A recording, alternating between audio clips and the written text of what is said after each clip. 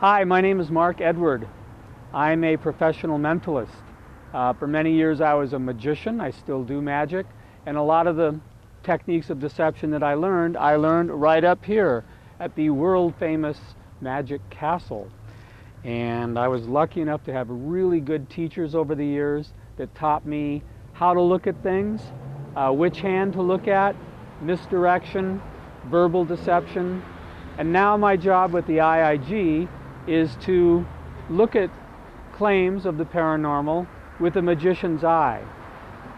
And over the years I have looked for what might be called a real psychic or a real paranormal event, and I'm still looking, and it's been almost 35 years of work in that field, and I want to continue to do that.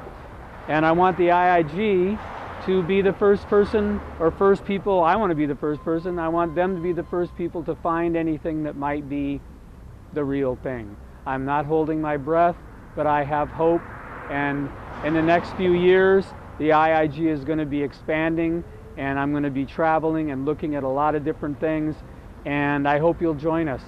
Thank you. No, I never pretended. Oh. No, what I did is I used techniques that are used by magicians to give the impression that they're reading a mind or telling a fortune. But there was never, I was always a skeptic the entire time. I was never a believer. So what I did is use skills of the mentalist to give the illusion of the ability to be able to see the future. That's what mentalism really is. So I guess you could say pretend is an okay word, but it was basically acting. It was acting as a performer. Yes, I did. And I'm ashamed of that. We're going to cut this part out. Yes, when I'm paid to portray the role of a medium, which I did again for many years, for 14 years, I was the medium in the Houdini seance room, which is that little pinnacle all the way to the right up there. You can see that little with the cone on the top. That was my room for 14 years. And as a paid entertainer, I did actually pretend to be in contact and to speak with the dead. And I never took money from anyone telling them that I was the real deal, other than if it was at a place like this or it was clearly an entertainment context. But it's a very thin line that one walks when one says that they talk to the dead or tells fortunes about the future. So to be quite honest, there were times when I got a little shady. Pretty hard to not get shady. Absolutely. I have people, even if I tell them that what I'm doing is deception, they will unfortunately say, oh, well, you're just covering up for your powers. Nice try. So it's kind of an uphill battle with believers because they want to believe, and it's kind of hard for me to, after I've made my declaration to them, I don't press it very much harder than that because it's kind of an uphill battle with a lot of people. Oh, absolutely. I have magicians and mentalists who I'm continually amazed by the techniques that are available. A lot of them I will have a vague idea what's going on, but there are new things that come out all the time, and that's why I've stayed with magic for all these years, because if I knew all the secrets it would become boring rapidly. So yeah, I'm often amazed, and I continue to be amazed. Magic is a learning experience. It's like a puzzle that never really ends as long as you stay involved. So yeah, I see things all the time. Oh, working with Penn and Teller was really a high point in my life for me, because I was able to finally take a lot of the techniques that I learned here and actually use them to expose a phony medium, instead of just saying, hey, I fooled you, I'm clever, I'm a magician, I can do tricks.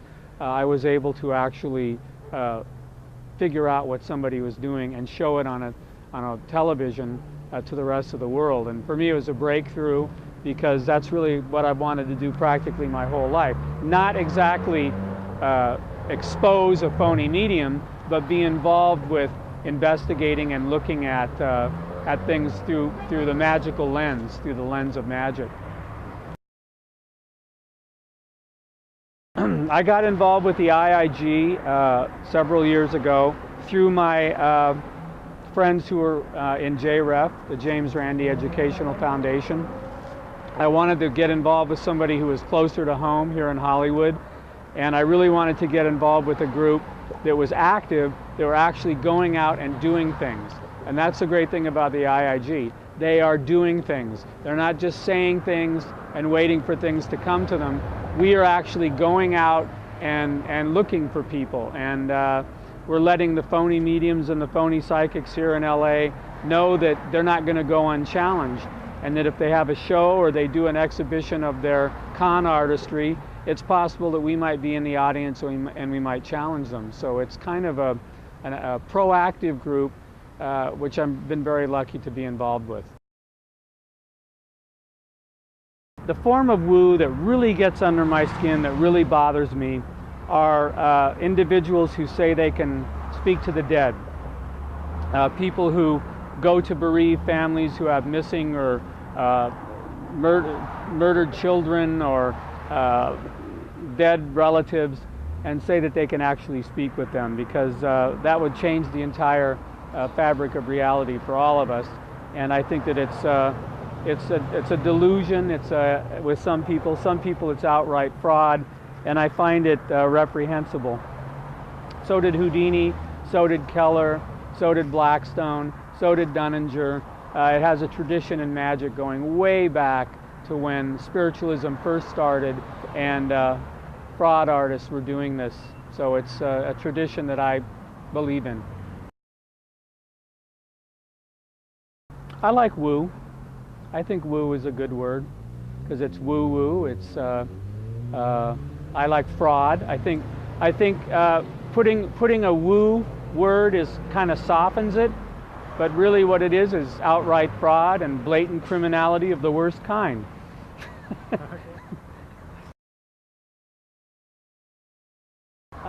I think the greatest problem facing skepticism is having all the different groups form a common alliance. I've been waiting for this to happen for many years, and it's shown signs that it might turn that way, but there's always infighting in politics. Let's face it, whenever you have a group of different people, whether it's international or national, there's infighting, and I don't like that. I'm not very much of a group joiner person myself, but I have hopes that that will change.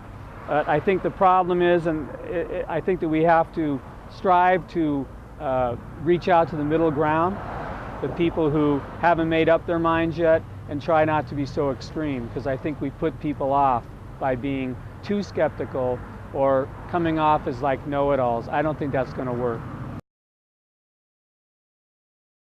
Yes, well, we have lots of future plans, and our plate is full. We have applicants all the time which are coming to us and trying to get our $50,000 challenge. And here in Hollywood, we have a huge amount of people who are constantly trying to prove to us that they have these supernormal powers. So my job for the next foreseeable future is to really find out the more credible ones, if such a thing is possible. So my plans are to work hard and try and work with affiliate groups in other places in the country and make sure that they're doing the right thing, and hopefully they will have a magician on board as well. I think if there was a version of woo that I would want to see happen, I think I've always had a kind of a liking for telekinesis, the idea that you could move an object with your mind. I'd like to see that. I'd like to see somebody who could do that, because if they could do that, basically I would turn in my Magic Castle card. Be skeptical.